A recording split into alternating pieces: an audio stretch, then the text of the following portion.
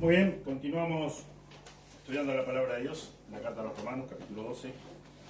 Con la ayuda de Dios, vamos a profundizar versículo 7 y 8 en esta mañana, pero vamos a dar lectura a unos versículos anteriores para estar en contexto mientras desarrollamos y profundizamos estos versículos.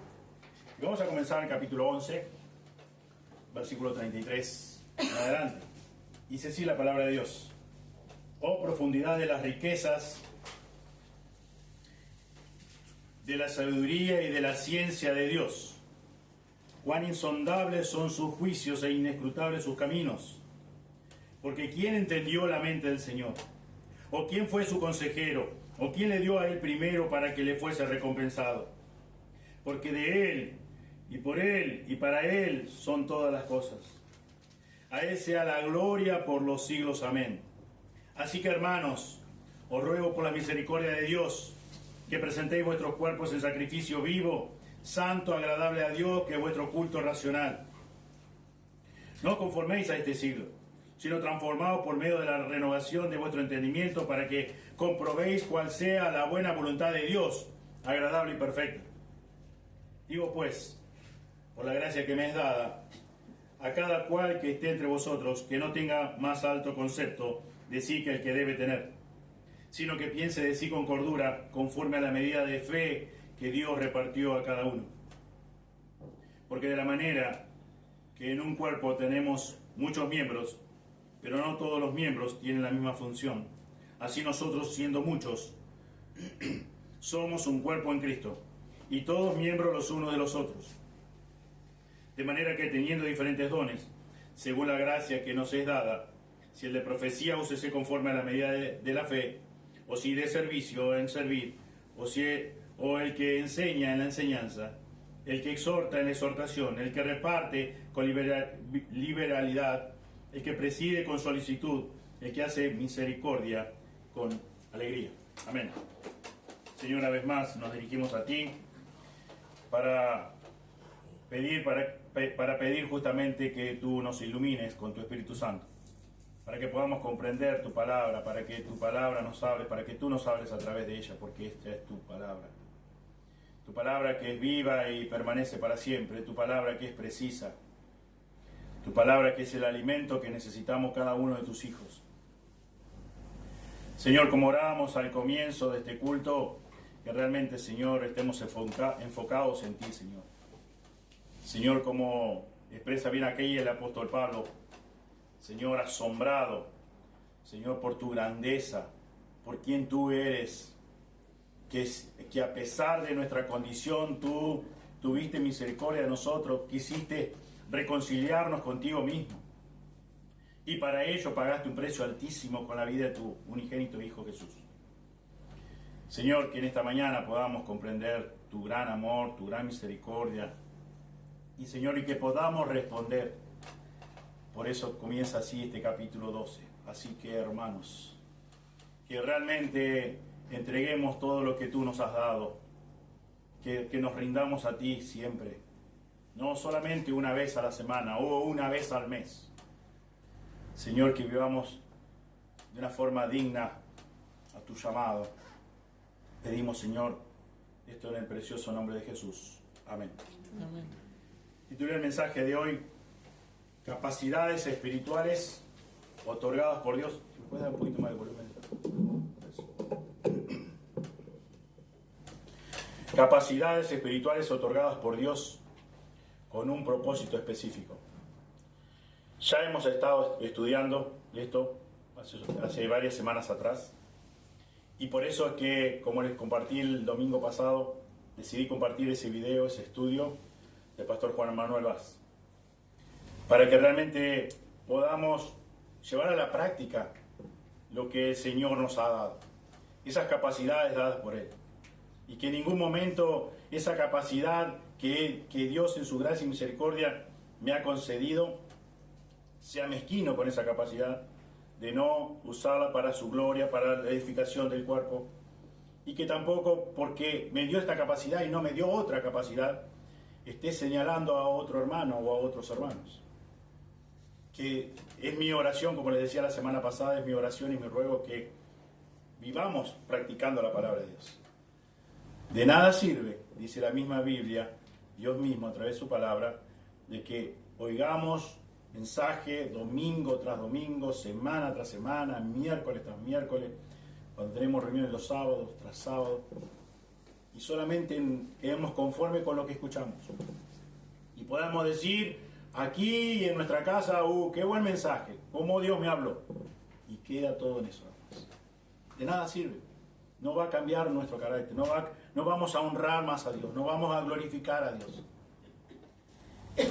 Y el desafío de parte de Dios a través de su palabra y puntualmente a través de esta carta a los romanos, como estamos estudiando precisamente en este capítulo, es que pongamos a disposición lo que nos ha dado. Terminamos de leer, porque de Él, por Él y para Él son todas las cosas. A Él sea la gloria por los siglos. Lo que Él te ha dado, como vamos a ver en profundidad y en detalle en esta mañana, versículos 7 y 8 de Romanos 12, Él lo dio con un propósito puntual, específico, para que sirvamos dentro del cuerpo de Cristo, para que pongamos en práctica esa capacidad dada por Él, para que así de esa forma le demos la gloria a Él. No nos dio esa capacidad para que hagamos alarde de esa capacidad. Pues yo tengo este don y vos no lo tenés. Y este don es más importante. Y este don es más visible. No. Vez tras vez nos dice, como leíamos hoy, que nadie tenga más alto concepto de sí que el que debe tener. Debemos mantener una actitud humilde y hacer uso de esa capacidad dada por Dios. Y aparte no hay razón alguna ni lógica para poder alardear de eso, porque eso no lo generamos nosotros. Dios nos dio en su gracia. Dios nos concedió esa capacidad espiritual. No la obtenemos si no somos hijos de Él. No lo tuvimos cuando nacimos del vientre de nuestra madre. Eso, cuando mucho puede ser esa capacidad, talento. Eso sí. Lionel Messi, muy talentoso. Una capacidad que recibió por herencia. Cuando salió del vientre de su madre, heredó esa capacidad para jugar al fútbol. Pero lo que está hablando aquí la palabra de Dios es cuando Él nos hace sus hijos, nos convierte en sus hijos, cuando nos da la nueva naturaleza, cuando nos convierte en nuevas criaturas. Sí o sí, Él nos da una capacidad espiritual. Una o varias, con un propósito específico. ¿Cuál es? Que lo usemos para su gloria. Que lo usemos para su gloria. Y siempre con una actitud humilde y no alardeando de nada, al contrario. Dios me dio ese don o esos dones para ministrar a otros dentro del cuerpo de Cristo. Y bien, estuvimos hace aproximadamente 15 días atrás estudiando acerca de la profecía. Y profecía tenía que ver más bien con aquel que se para adelante y predica la palabra de Dios. Toda la palabra ya está revelada, de tapa a tapa, de Génesis hasta Apocalipsis. Y ahora en versículo 7, dice Pablo, o si de servicio, en servir. Versículo 6, recordemos bien, dice, de manera que teniendo diferentes dones, según la gracia que nos es dada, si el de profecía úsese conforme a la medida de la fe, o si de servicio, en servir.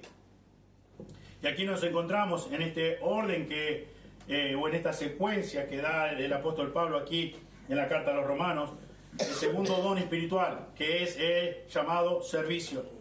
Un término general para referirse a ministerio. Servicio es la traducción de diaconía en el original, en el griego.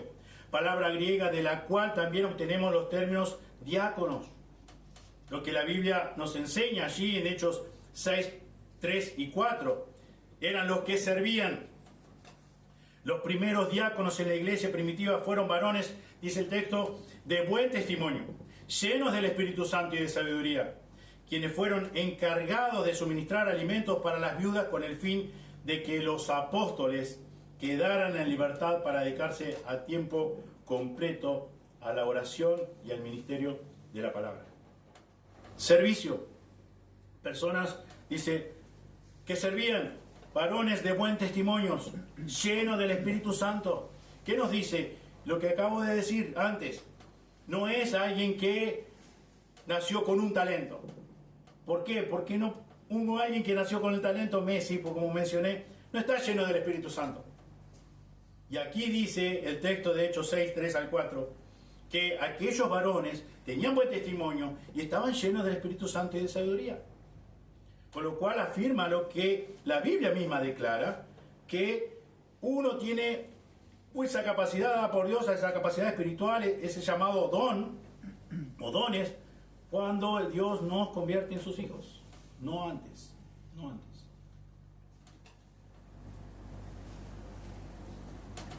El don de servicio es sencillo y directo, pero bastante amplio en su aplicación. Parece tener un significado similar al don de ayuda mencionado, como hemos estudiado ya en 1 Corintios capítulo 12, versículo 28. Sin duda, este don tiene aplicaciones que van mucho más allá de las funciones propias de un cargo oficial como el diácono. Y es la idea que Pablo tiene en su encargo a los ancianos de Éfeso. Allí en Hechos 20:35 dice: ayudar a los necesitados. Ayudar a los necesitados. El don de servicio se manifiesta en toda clase de ayuda práctica que los cristianos prestamos o debemos prestar unos a otros en el nombre del Señor. Cualquier tipo de ayuda. Y es muy amplio este don. Y si no tenés el don, no puedes decir: no, yo no tengo el don, no voy a ayudar, no voy a servir. Si esa es tu respuesta en algún momento, fue tu respuesta, lamentablemente no entendiste demasiado lo que acabamos de leer. ¿Quiénes somos? ¿Y por qué somos lo que somos?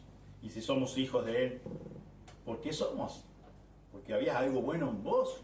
¿Porque había algo bueno en mí? No. 1000 veces no. Nada bueno. A pesar de nuestra condición pecadora, inicua, malvada, Dios nos alcanzó y nos constituyó formando parte de su familia, hijos suyos. Entonces, cuando yo debo estar presto para ayudar a otros, para ayudar, como dice acá en Hechos 20:35, ayudar a los necesitados, servir a las mesas. Obviamente lo debo hacer siempre guiado, controlado por Dios, para honrar a Dios, para glorificar a Dios. Dios me dio esta capacidad para servirle a Él, con ese propósito, para servirle a Él. Dios no necesita de tu ayuda, Dios no necesita de mi ayuda, pero Él diagramó su cuerpo que se llama la iglesia, y dentro de la iglesia dejó estas cosas para llevar a cabo. Y en obediencia a nosotros, como dice el apóstol Juan, no es gravoso sus mandatos. Es un deleite poderla servir, poder ser útil como Él quiere, a la manera de Él. Y luego el versículo 7 del capítulo 12 dice: o el que enseña en la enseñanza. Aquí también el significado es sencillo y directo. La palabra griega para esto es didaskon, que enseña, significa enseña, se refiere al acto de enseñar. Y también enseñanza, que es didascalía. Se puede también referir a lo que se enseña, así como al acto de enseñarlo. Ambos significados son relevantes al uso práctico de este don. El cristiano, el creyente, el hijo de Dios, aquel que Dios en su gracia ha hecho nacer de nuevo, espiritualmente, ha sido equipado por Dios con la capacidad especial para interpretar y presentar la verdad de Él, la verdad de Dios, de una manera comprensible. La diferencia básica entre enseñar y profetizar no radica en el contenido, sino en la distinción entre la capacidad para proclamar y la capacidad para suministrar instrucción sistemática y regular en la palabra de Dios. El don de enseñanza se podría aplicar al profesor que enseña en un seminario, en una universidad bíblica, una escuela dominical o cualquier otro lugar de nivel elemental o avanzado. donde se enseña la verdad de Dios, solo la verdad de Dios. La iglesia primitiva se caracterizaba por la enseñanza frecuente y continua. Fíjense en Hechos 2:42. Hechos 2:42.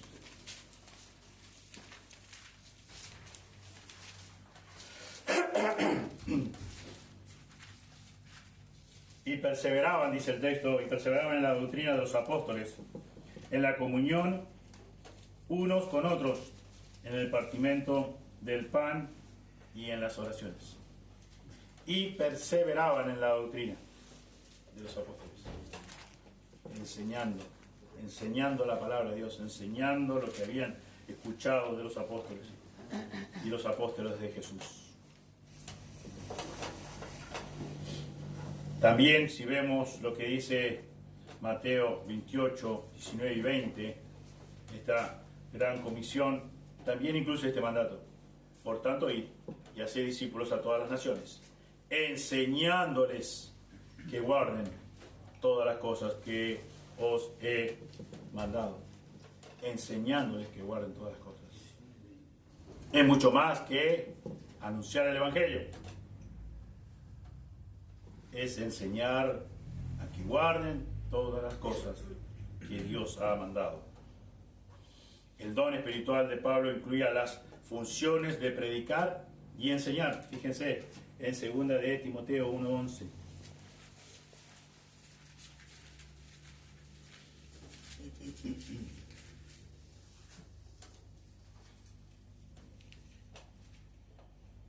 Después yo fui constituido predicador, apóstol y maestro de los gentiles. Del cual yo fui constituido predicador y apóstol, maestro de los gentiles. Más adelante, Pablo en esta misma epístola encargó a Timoteo lo que has oído de mí ante muchos testigos. Esto encarga a hombres fieles que sean idóneos para enseñar también a otros. 2 de Timoteo 2:2. Lo que has oído de mí ante muchos testigos. Esto encarga a hombres fieles que sean idóneos para enseñar también a otros. ¿Quién nos hace idóneos? El Señor te hace idóneo. Vos no obtenés esa habilidad por naturaleza. Porque tu papá era así, porque tu mamá era así, porque tu abuelo era así. No. Dios te da esa capacidad.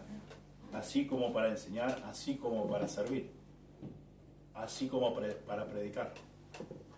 Es una capacidad dada por Dios, que Dios nos la concedió para que la usemos en su cuerpo, como sus hijos obedientes. Bernabé tenía ese don y lo ministró en Antioquía, al lado de Pablo, donde ambos continuaron enseñando, dice, la palabra del Señor y anunciando el Evangelio con otros muchos, según Hechos 15:35.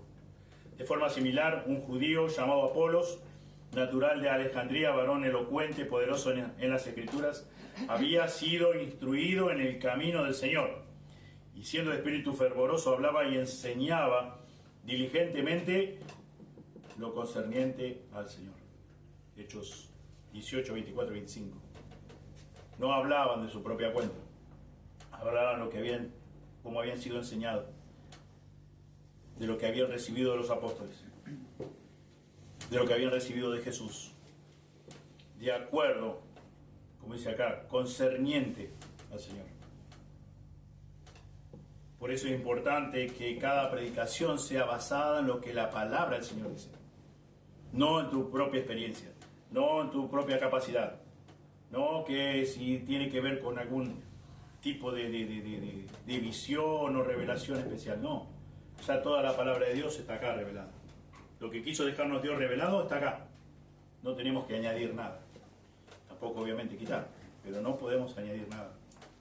Dios no se olvidó de nada, por la razón que es Dios. Y es en el Dios que podemos confiar, como leíamos hoy en el Salmo 23. Obviamente, si pensamos en la persona de Jesús, fue el predicador supremo, el Maestro Supremo, por excelencia. Ninguno mejor que Él, ninguno igual que Él. Aún después de su resurrección, continuó enseñando. Cuando se unió a los dos discípulos en camino a Emaús, dice la escritura allí de Lucas 24, 27 y 32, dice que, y se decían el uno al otro, ¿no ardía nuestro corazón en nosotros mientras nos hablaba en el camino? Y cuando nos abría las escrituras, tanto la palabra declaraba como abría son sinónimos de didaskon, enseñanza. La misma palabra que encontramos aquí en Romanos 12, 7 que estamos estudiando. No ardía nuestro corazón mientras nos hablaba, mientras nos declaraba la Escritura. Y gracias a Dios, porque cuando sos un hijo de Él, tu corazón con la palabra arde, pero no arde como un fuego. Realmente siente verdadero placer, nos llena el corazón cuando nos predica la palabra de Dios, cuando nosotros estudiando en nuestra casa con dedicación, con diligencia, podemos captar el significado real de lo que la palabra de Dios está escrito, en la palabra de Dios está escrito. Realmente sentimos gozo al entender la palabra de Dios, porque nos enseña, nos instruye. La enseñanza habitual y sistemática de la palabra de Dios es la función, obviamente, primordial del pastor maestro, quien siendo un anciano de la iglesia se requiere que sea también, según 1 Timoteo 3:2, apto para enseñar, y que sea retenedor de la palabra fiel como también ha sido enseñada, según Tito 1:9, para que también pueda exhortar con sana enseñanza y convencer a los que contradicen. Por encima de todo, Pablo encargó a Timoteo, allí en 1 Timoteo 4:16, diciendo: ten cuidado de ti mismo y de la doctrina y de la enseñanza. Ten cuidado de ti mismo y de la enseñanza. Los pastores no son los únicos a quienes el Señor llama a investir el poder para enseñar. Pero sí el ministerio de un pastor debe juzgarse, entre otras cosas, por la integridad de su doctrina, por la integridad de su enseñanza, como lo indica los pasajes antes mencionados. Entonces parece razonable suponer que en alguna medida los pastores deberían tener, obviamente, el don de enseñanza. Pero, repito, es una capacidad dada por Dios. No podés, ni vos, ni yo, ni nadie, alardear, vanagloriarte, porque tenés un don y hoy tu hermano no lo tiene. Porque no depende de vos, no dependió. No, Dios no se basó en tus habilidades o tu buen parecer o no sé qué para darte esa capacidad. Él quiso en su gracia darte ese don o esos dones y debe ser usado para su gloria, usándolo dentro del cuerpo de Cristo, no en otro lado.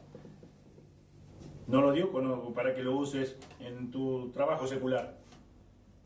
No te lo dio para que te luzcas haciendo deporte, para que seas el mejor deportista, para que seas el mejor pescador. No te lo dio para eso. Con esto no estoy diciendo que no puedas hacer deporte, no puedas ir a pescar, pero Dios te dio esta capacidad para que vos la uses dentro de la iglesia, en el cuerpo de Cristo, en la iglesia local. Y continuamos con el pasaje de Romanos 12, versículo 8, dice: el que exhorta en la exhortación. Y la exhortación tiene connotaciones amplias, como también lo vimos en los dones anteriores. El verbo, como muchos ya sabemos, es parakaleo, que significa exhorta, como el sustantivo parakaleis, que exhortación. Se forman a partir de las mismas dos palabras griegas, para y kaleo. Y espero no confundirte con mencionarte estas palabras, pero yo sé que muchos de aquí, o algunos de aquí, les gusta registrar esas palabras en griego porque después también hacen un estudio como los hermanos de Berea, y me parece perfecto. Pero los que no, por ahí quizás dicen, uy, me confunde, me distraigo. Bueno, no presté atención a las palabras, la idea no es distraerte, todo lo contrario, es ayudarte que entiendas bien el significado de lo que estamos estudiando en la palabra de Dios, ¿sí? Esa es la idea. A veces, como ha dicho el pastor Reinaldo, a veces como ha dicho el pastor Marcos también Cel, la palabra es clara. A veces los que no somos claros nosotros en comunicarla, ¿sí? Pero bueno, por eso siempre pedimos ayuda al Espíritu Santo, para que nos ayude y podamos ser lo más claro posible en comunicar su palabra. Volviendo al tema de la exhortación. El que exhorta dice en la exhortación. Yo por años, cuando escuchaba a alguien que decía yo tengo el don de exhortación o de exhortación, decía, bueno, espero que nunca pase cerca de mí o que nunca se acerque, porque siempre asocié, o por muchos años me hicieron asociar que ese don era para darte palo, solamente para darte palo. Y veía en algunos creyentes que decían tener ese don de exhortación como que en cierta forma, cierta jactancia personal. O sea, no, yo tengo el don de exhortación. Que no te agarre porque yo tengo el don de exhortación. Pero por lo que vamos a ver ahora, en lo que dice realmente el texto, está muy lejos. No digo de no animar al hermano, de no exhortar como Dios manda, pero está muy lejos en primer lugar, de como hemos visto, como dice el texto, de alardear, porque no puedo alardear nunca de ningún don, sea de exhortación, de servicio, de misericordia, de presidir, de lo que sea. No puedo alardear nunca porque no lo generé yo, no fue dado porque te había algo bueno que hacía que me lo diera Dios a mí, no se lo diera a otra persona. No tengo razón alguna para alardear por eso. Y Dios me lo dio con el fin de edificar, no de destruir, no de matar a alguien. Pero la verdad, pensaba por mucho tiempo, y sobre todo cuando era chico y escuchaba eso en la iglesia, que no me vaya a agarrar fulanito de tal, porque me va a destruir. Y nada que ver, sinceramente, no es lo que el Señor enseña, ¿sí?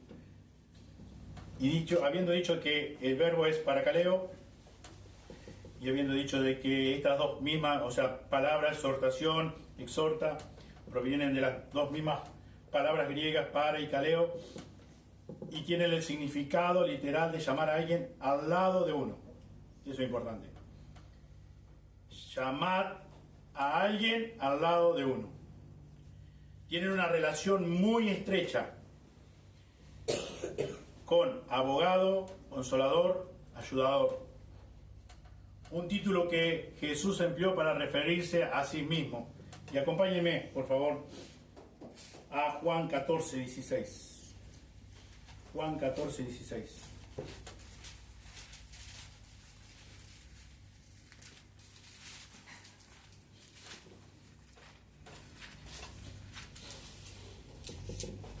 Dice, y yo rogaré al Padre, y os dará otro consolador, para que esté con vosotros para siempre.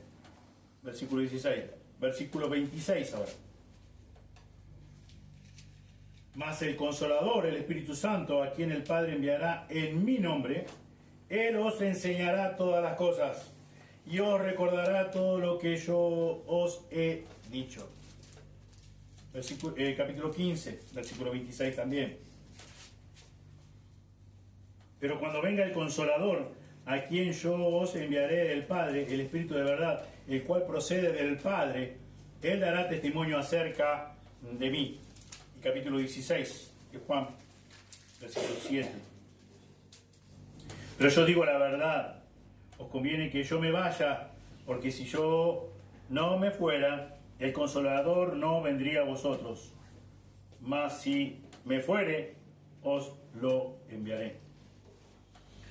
Consolador, ayudador. Jesús, en ningún momento lo podemos ver como, si bien usó un látigo en algún momento, pero sabemos puntualmente cuándo y por qué, pero nadie temía a Jesús.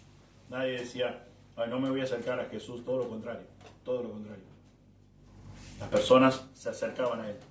Jesús tenía compasión de todos. Jesús obviamente les predicaba el Evangelio. Muchos creían, muchos otros no. Muchos le seguían por motivos equivocados, motivos egoístas, porque eran sanados, porque eran alimentados, porque eran sanados de enfermedades que normalmente no podían sanarse. Y Jesús nunca estuvo ahí espantando a las personas, atemorizando a las personas. Todo lo contrario. Y Él mismo dice del Espíritu Santo que el Consolador vendrá y estará con ustedes. En primera de Juan 2.1 encontramos la palabra que se traduce abogado y hace referencia a Jesucristo. Tenemos abogado, podemos ir a Él en confianza, acercarnos confiadamente al trono de la gracia. Por lo tanto, el don de exhortación abarca las ideas de aconsejar, apelar, animar, advertir, fortalecer y consolar. Lejos del preconcepto equivocado, erróneo que tenía yo, pero también lo hacían en cierta forma, me lo hacían tener. Porque el único que escuchaba cuando decía alguien que tenía el don de exhortación era algo como castigo, era algo como solamente asociaba con reto.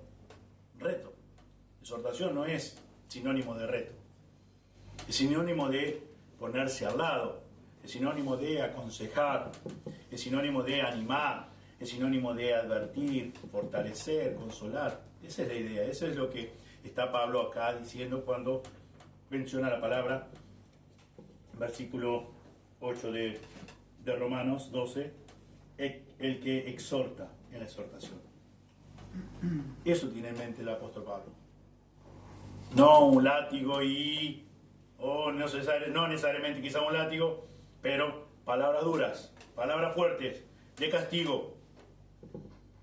Animar, aconsejar, advertir, fortalecer, consolar. Esa es la capacidad dada por Dios. Lo otro, si yo solamente me quedo con palabras duras, fuertes, de castigo, es una distorsión. No es lo que Dios...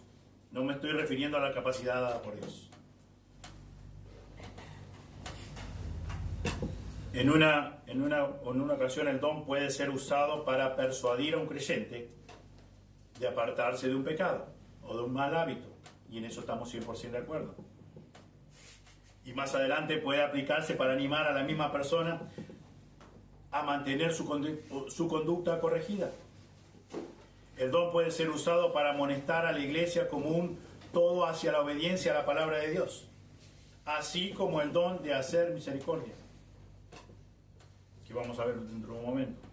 La exhortación se puede ejercer en la consolación de un hermano o hermana en el Señor, quien está enfrentando quizás alguna tribulación, algún momento difícil en su vida física o emocional.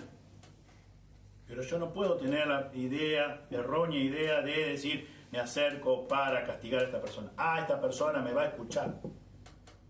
Sí, tengo que animar y exhortar y mostrarle lo que, no mi idea, no mi sugerencia, no mi experiencia, sino, hermano, hermana, mirá lo que dice la palabra de Dios. Creo que estás con un mal hábito, creo que estás pecando delante de Dios.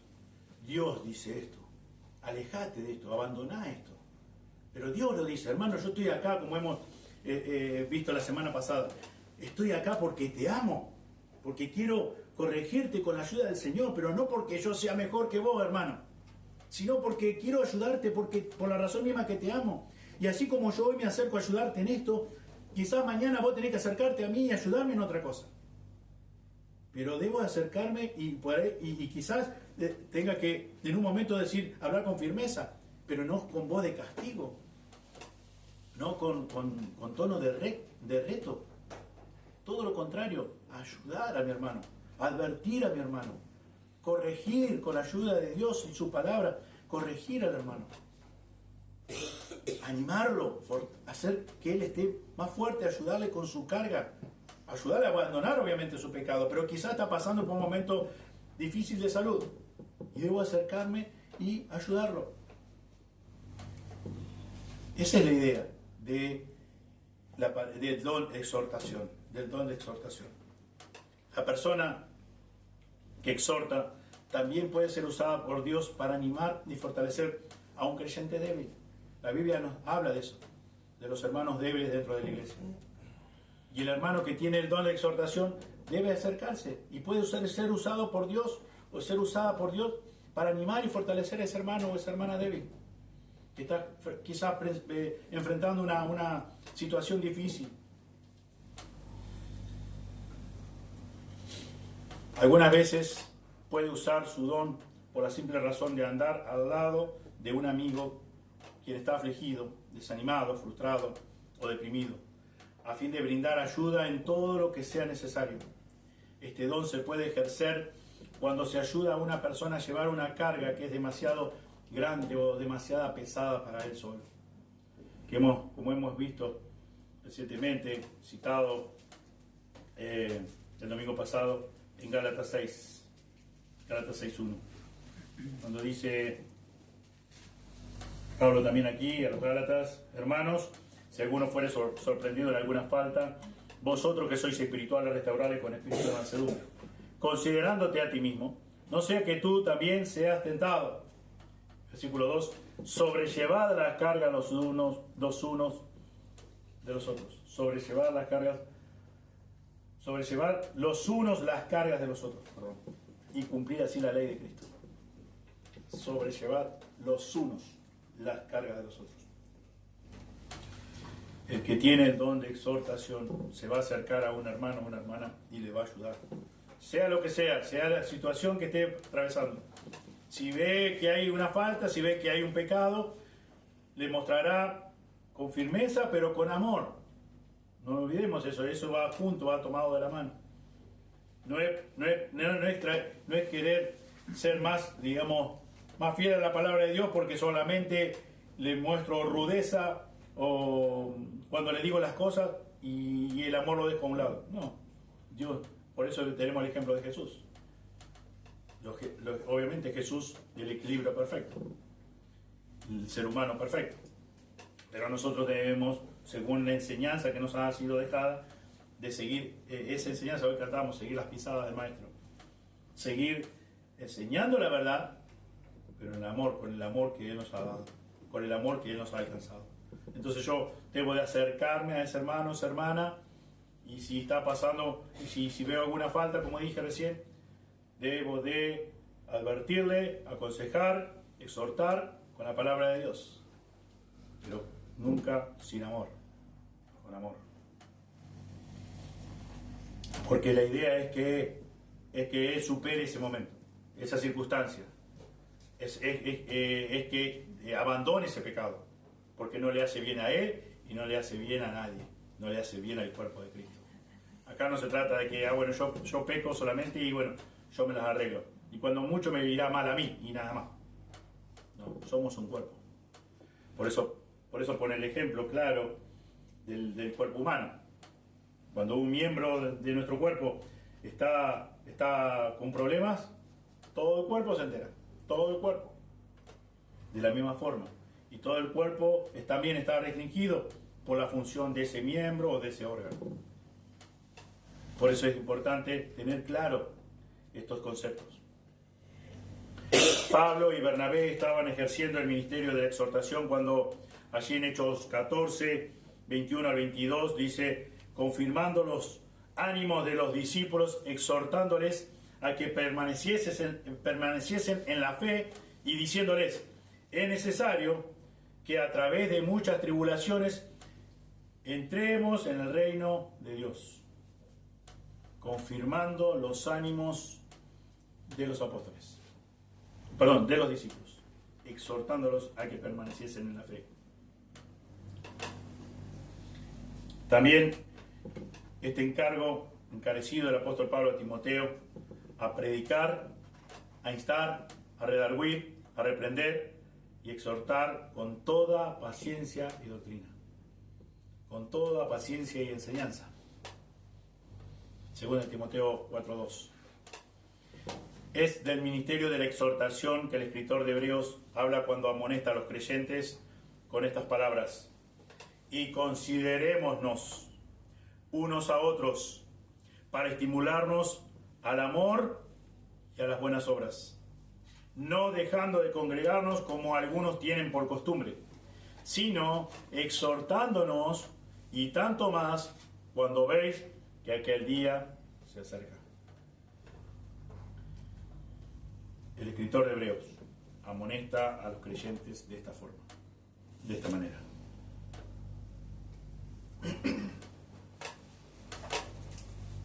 El sentimiento que motiva este don también se encuentra exhibido en la hermosa bendición que marca al final de esta epístola, diciendo: y el Dios de paz, que resucitó de los muertos a nuestro Señor Jesucristo, el gran pastor de las ovejas, por la sangre del pacto eterno, os haga apto en toda buena obra para que hagáis su voluntad, haciendo Él en vosotros lo que es agradable delante de Él por Jesucristo, al cual sea la gloria por los siglos de los siglos.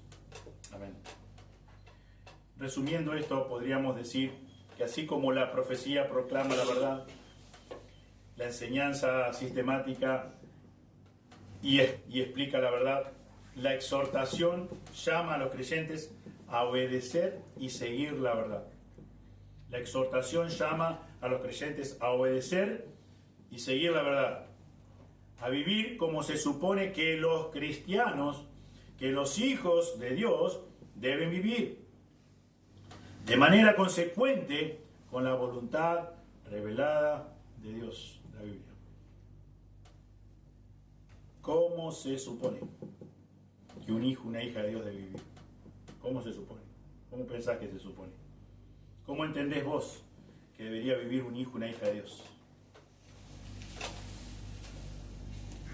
En muchos siervos de Cristo, todas estas capacidades están entremezcladas de maneras preciosas, únicas, dispuestos ellos a rendirlas a Dios, porque han entendido de que las han recibido para la gloria de Dios.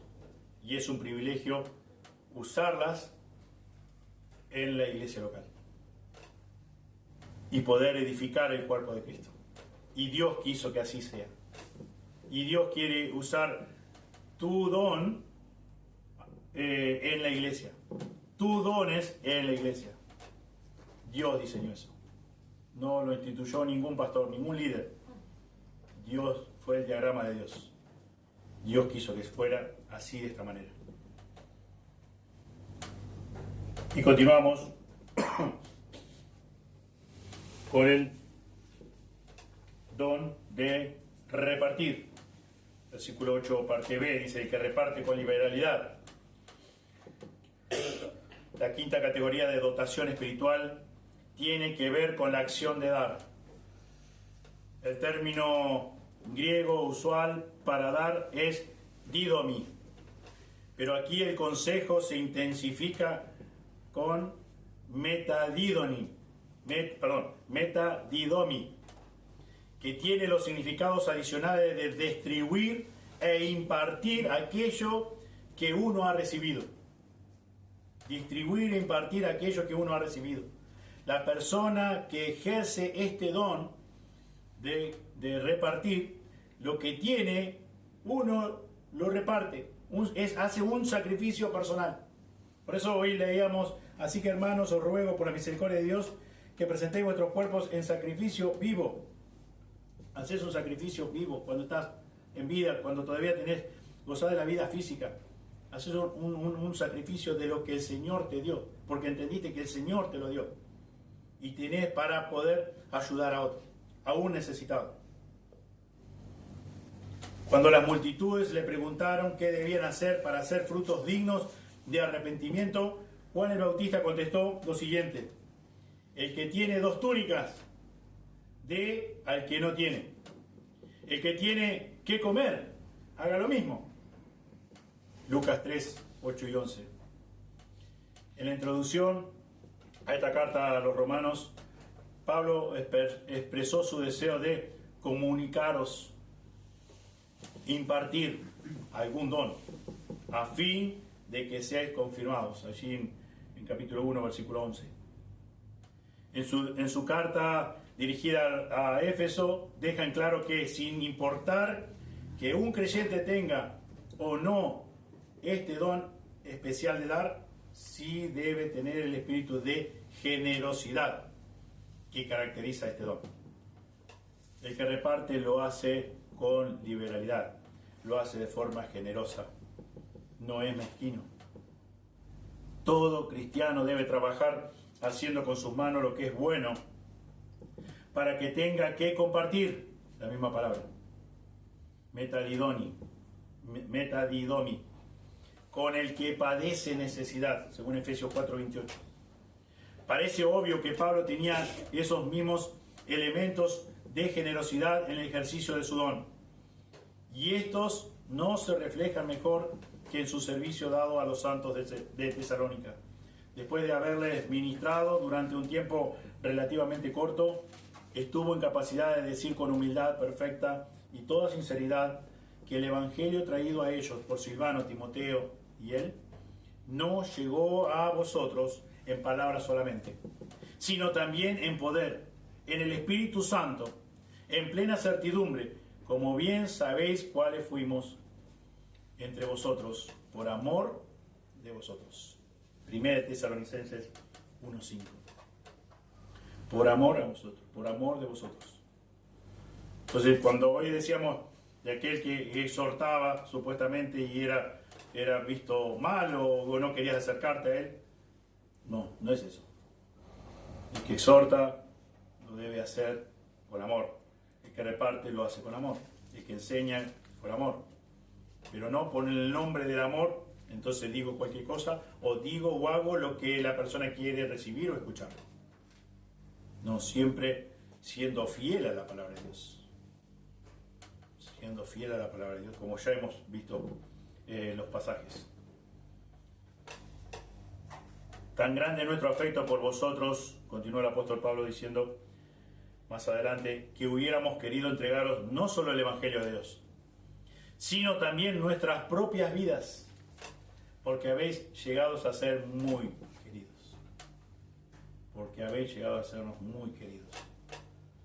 Dispuestos los hermanos, Pablo y los hermanos, a entregar sus propias vidas. No solamente dice el Evangelio de Dios. Hubiéramos querido también entregar nuestras propias vidas por ustedes, porque realmente los amamos. Se dan cuenta que el común denominador, el amor de Dios. Dios nos amó con amor eterno, con amor infinito, pero no por eso fue indulgente con nuestro propio pecado, no por eso decir, bueno, voy a encubrir sus pecados. Soy tan bueno que no pasa nada acá. No, castigó el pecado, castigó tu pecado, castigó todo mi pecado. ¿Y quién pagó por eso? Cristo en la cruz. Pero tenemos que entender que nosotros lo que hacemos lo hacemos en el amor de Dios, en el amor ágape, en el amor incondicional. Y lo hacemos para la gloria de Él y administramos ese amor ayudando y edificando a nuestros hermanos con la capacidad que recibimos de parte de Él. ¿Se dan cuenta? No tenemos nada de qué jactarnos. Por eso cuando comienza acá el capítulo 12 diciendo que nadie tenga más alto concepto de sí que el que debe tener. Si entendés lo que la Biblia dice, no podés jactarte de nada, no podés vanagloriarte de nada. ¿Qué tenés que no hayas recibido, como dice en Corintios? Todo lo que tenemos lo recibimos de parte de Él.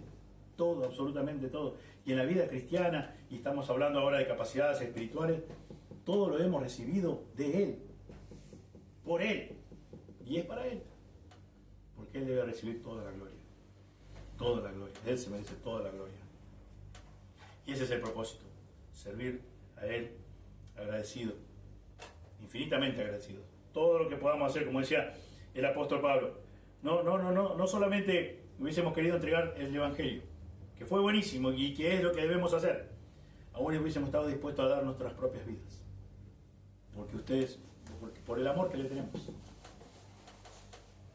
Y de eso es lo que se hablaba la semana pasada, el mensaje de la semana pasada, que si verdaderamente amo a mi hermano, a mi hermana, lo que menos voy a querer es ponerlo delante de todos. voy a querer de ayudarlo para que salga, para que abandone ese pecado, para restaurarle prontamente. Porque lo amo, porque entiendo que es lo mejor, que no esté pecando. Y cómo debo de ir, de la misma forma que mañana o pasado puedo esperar que venga alguien y se acerque a mí. Con verdad, en amor, verdad 100%, pero es necesario que venga con amor también. No creyéndosela, no creyendo de que, hoy estoy bien o tengo, como decía también la semana pasada, porque ya tengo eso lo tengo todo resuelto, eso lo tengo bajo control. No. Nadie tiene bajo control, por la gracia de Dios sí, pero nadie podemos jactarnos y decir, yo no voy a caer nunca, yo no voy a necesitar la ayuda de nadie. Dios diseñó esto.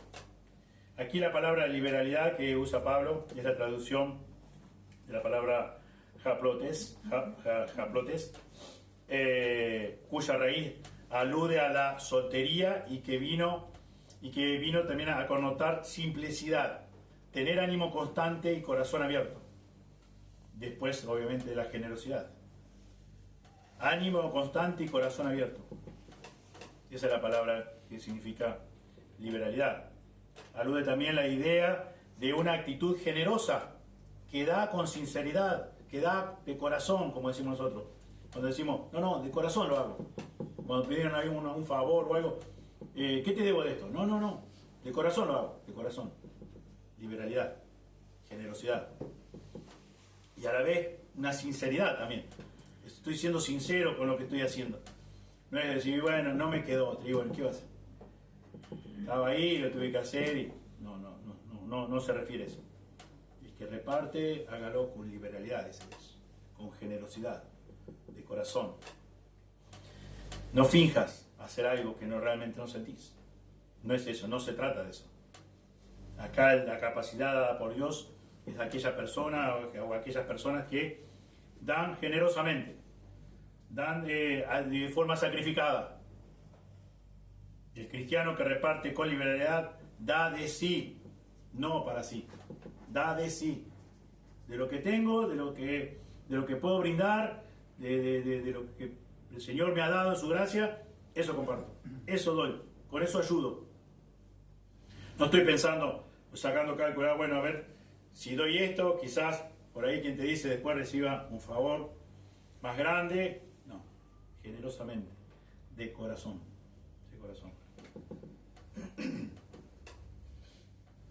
Tampoco el que reparte con liberalidad no da para recibir gratitud o algún tipo de reconocimiento después.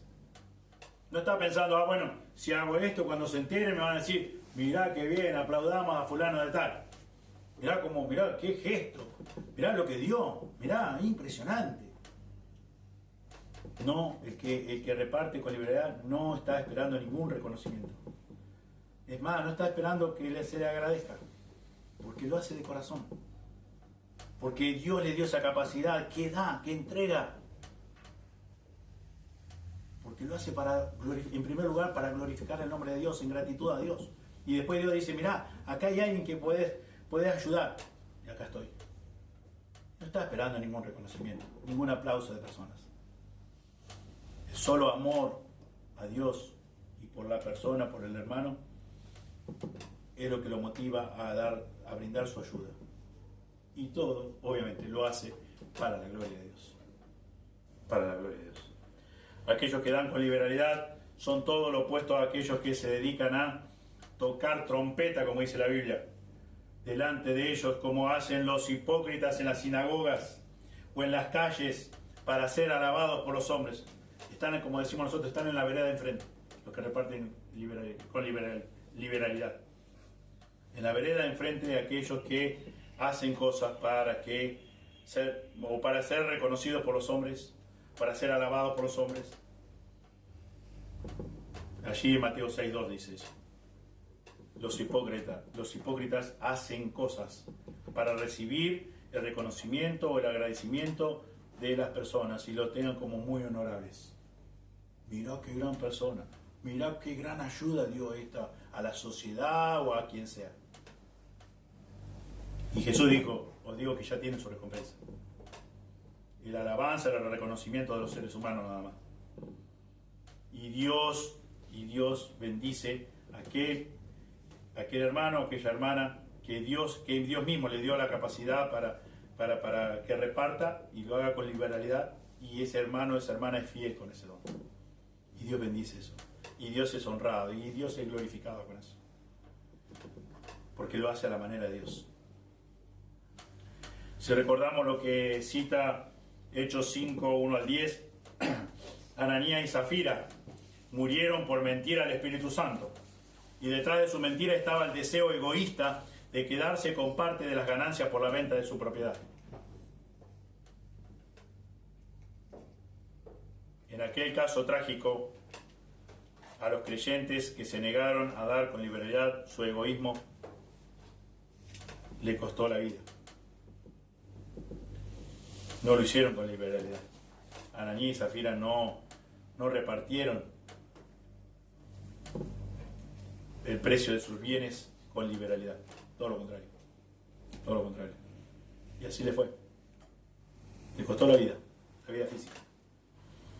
Ananías y Zafira fueron excepciones en la iglesia primitiva, la cual estaba caracterizada por sus miembros por voluntad propia. Estaban ellos, dice, juntos y tenían en común todas las cosas y vendían sus propiedades y sus bienes y lo repartían a todos según la necesidad de cada uno, según Hechos 2, 44 y 45. Debido a que las posadas de aquel momento no daban abasto para hospedar a todos los judíos que venían a Jerusalén para la fiesta de Pentecostés, la mayoría de ellos se quedaba en casa de hermanos judíos. Sin embargo, aquellos que confiaban en Cristo no eran bienvenidos. Muchos querían quedarse dentro de la comunidad de creyentes en Jerusalén, pero no tenían un lugar para quedarse. Algunos tenían dificultad para comprar alimentos. Y en medio de esa crisis, los cristianos que tenían los medios para hacerlo con toda espontaneidad, compartieron sus hogares, su comida, su dinero con sus hermanos en la fe, aquellos que realmente lo necesitaban. Compartieron lo que tenían. Podían tener mucho, podían tener poco, podían tener lo justo y necesario, pero que hacían, compartían lo que tenían. Muchos años después, las iglesias de Macedonia tuvieron una abundancia de creyentes que ejercieron al máximo este don de repartir con liberalidad.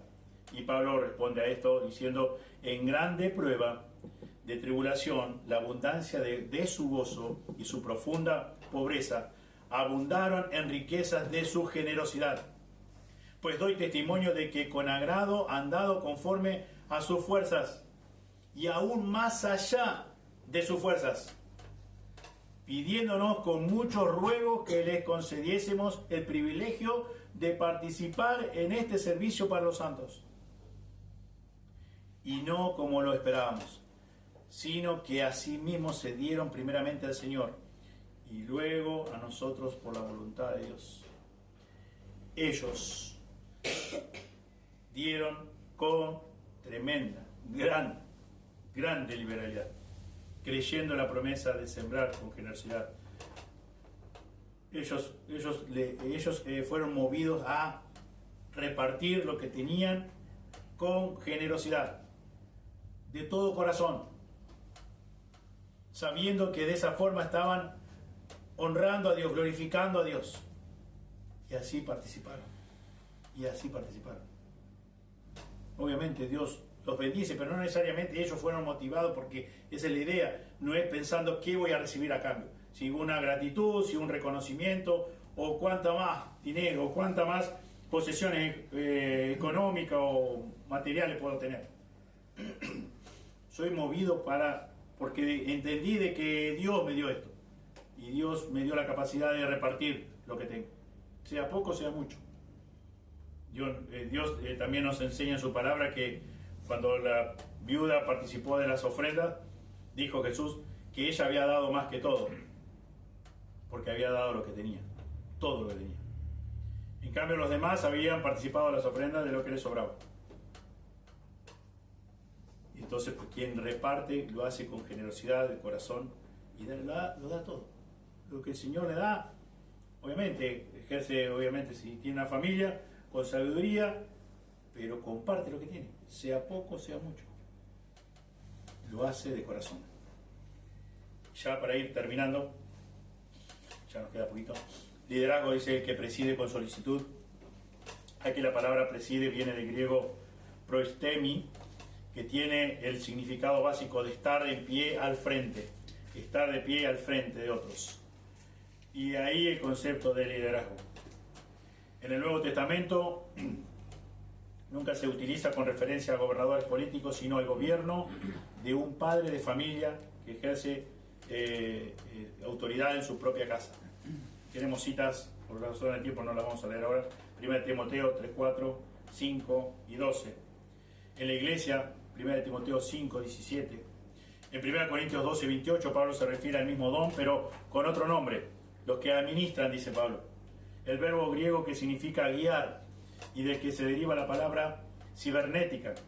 En Hechos 27, 11 y en Apocalipsis 18, 17 se emplea para designar al piloto o al que maneja el timón y se encarga de encauzar o presidir una embarcación.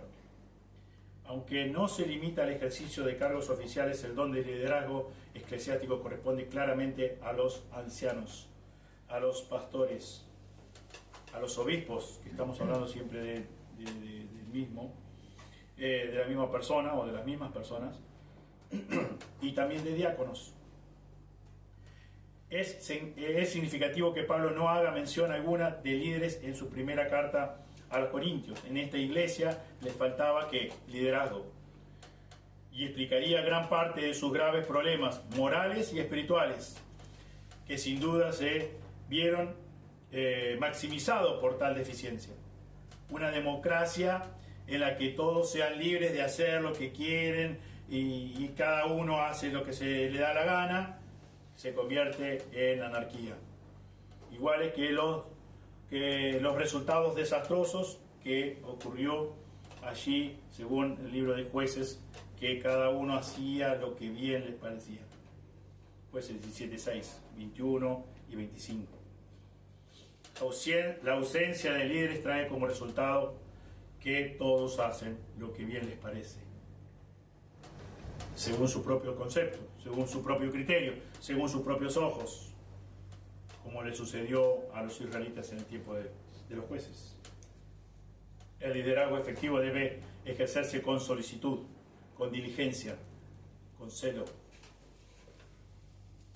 El término solicitud también transmite la idea de prontitud. El liderazgo apropiado hace imposible la desidia y la ociosidad, bien sea que tengan oficiales en la iglesia o miembros que estén al frente de responsabilidades tales como la escuela bíblica, el grupo de jóvenes, guardería o programas de construcción, mantenimiento. El don del liderazgo debe ejercerse con cuidado, con constancia y con sensatez. El don de liderazgo. Muchas veces, como luchamos muchas veces con nuestra vieja naturaleza, hay personas que le gusta ser líder, le gusta mandar, como decimos nosotros. Pero hay que ser muy cuidadosos. Tenemos que siempre estar ajustados a lo que la Biblia dice. Y hacer las cosas a la manera de Dios. No según mi propio criterio. A la manera de Dios. Según Dios ha enseñado, ha dejado en su palabra. La séptima y última categoría espiritual es hacer misericordia. El que hace misericordia y dice que lo haga con alegría. La expresión griega es eleo, hacer misericordia, transmite la idea de demostrar simpatía por alguien con acciones. Al mismo tiempo, tener los recursos necesarios para consolar y fortalecer con éxito a una persona. Tener los recursos necesarios para consolar y fortalecer con éxito a una persona. El cristiano que hace misericordia ha sido facultado por Dios con una sensibilidad especial al sufrimiento y la tristeza. Tiene la capacidad de percatarse de la miseria y las dificultades que pasan desapercibidas para otros. y también cuenta con el deseo y los medios para contribuir al alivio efectivo de tales aflicciones. Y es cierto, es así. Las personas que tienen el don de misericordia, en los años de creyente, muchas cosas muchos hermanos no se enteraron de que estaba pasando algo o algo a alguien en alguna familia, y el que tenía el don, o el que tenía el don de misericordia, sí se enteraba, sí sabía y sí se acercaba, porque no solamente decía, bueno, yo tengo el don de misericordia, pobrecito, pobre persona, y solo lamento y expresa lamento y nada más. No, es alguien que responde con acción, con acciones, y que busca los recursos necesarios para consolar y fortalecer a esa persona. Pero nuevamente, fíjense, hay muchas personas que ni se enteraron jamás, no se enteraron nunca de que una persona o una familia estaba con problemas. ¿Y cómo fue que esa persona, y por qué Dios le dio esa capacidad? Que no se la dio a otros. Y que necesitamos de ese hermano, y que necesitamos de esa hermana. Porque en conjunto es lo que Dios armó, es lo que Dios diseñó. Que usemos esas capacidades para edificar el cuerpo de Cristo, para edificarnos mutuamente. Por eso, como escuchábamos la semana pasada, yo no soy quien para acusarte a vos de nada. Yo no soy quien para juzgarte. Es más, si veo algo, debo acercarme con amor y decirte, hermano, te amo, por eso me acerco, por eso estoy acá, para que hablemos de esto. Y quiero ayudarte para que salgas de esto. Si es un pecado, para abandonar esto. Y si veo una necesidad, hermano, veo que estás necesitado con esto, ¿cómo te puedo ayudar con esto?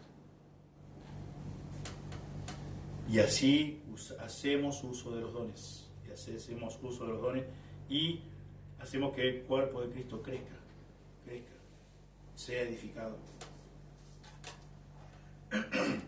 Como dije recién, este don involucra mucho más que sentimientos de simpatía o de empatía.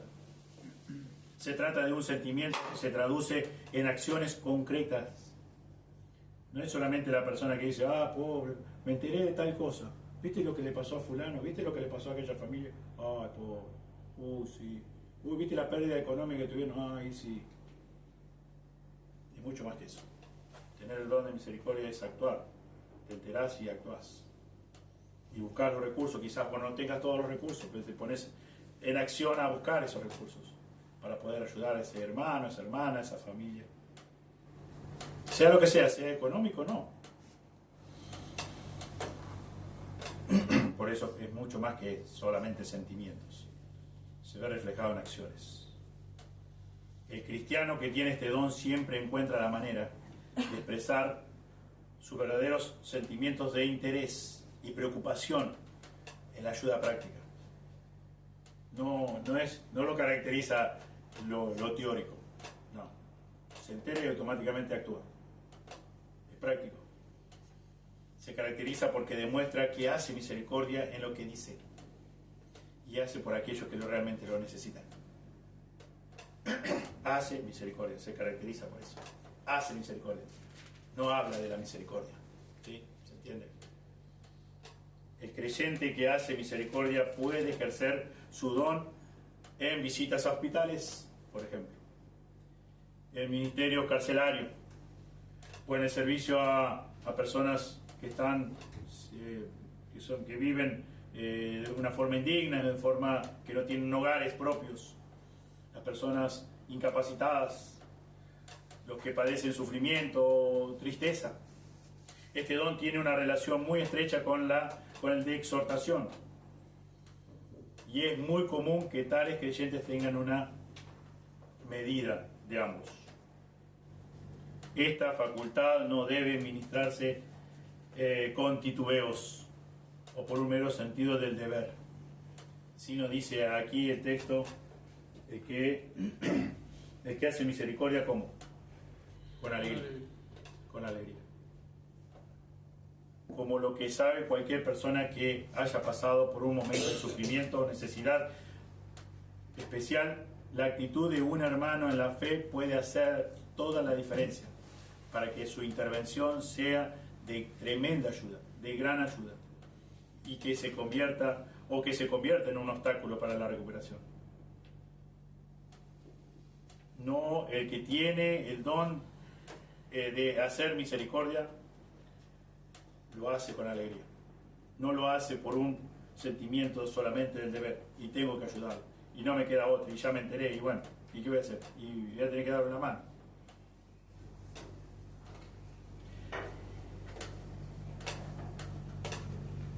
Peca el que menosprecia a su prójimo, dice Proverbios 14:21.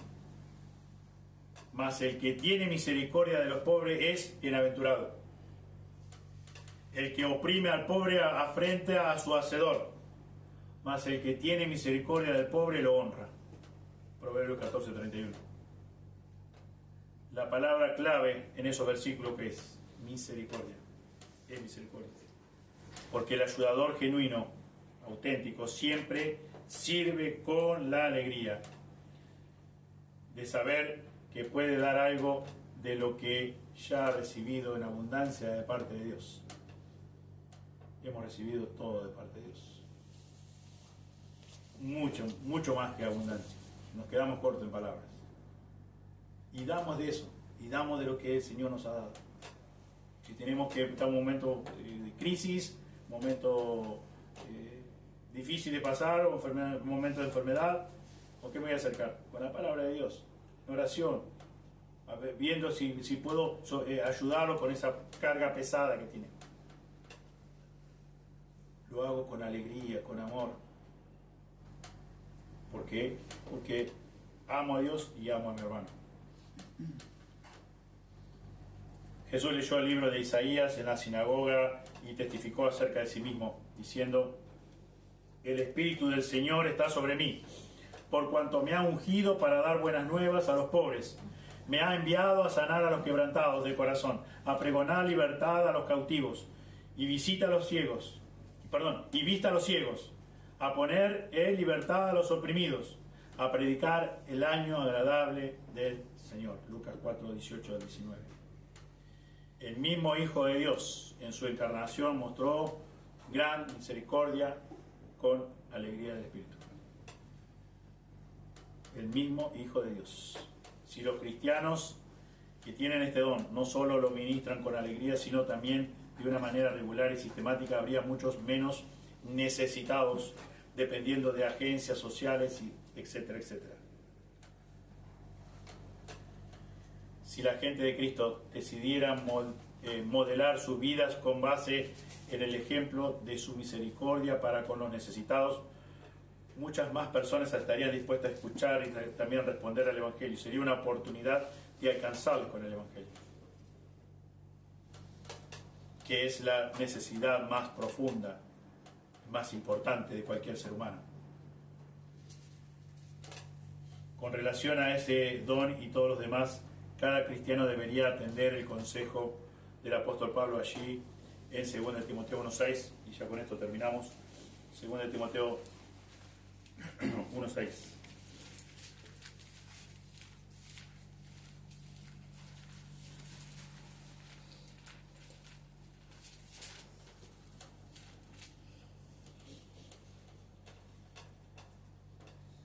Por lo tanto, te aconsejo que avives el fuego del don de Dios que está en ti por la imposición de mis manos. Por lo cual te aconsejo que avives el fuego del don de Dios que está en ti. Ese es la orden, ese es el consejo de Dios. Avivá el fuego del don de Dios. El don es de Dios.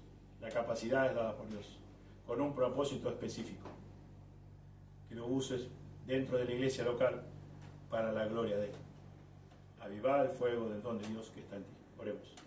Señor, te damos muchas gracias por esta mañana, te damos gracias por tu palabra.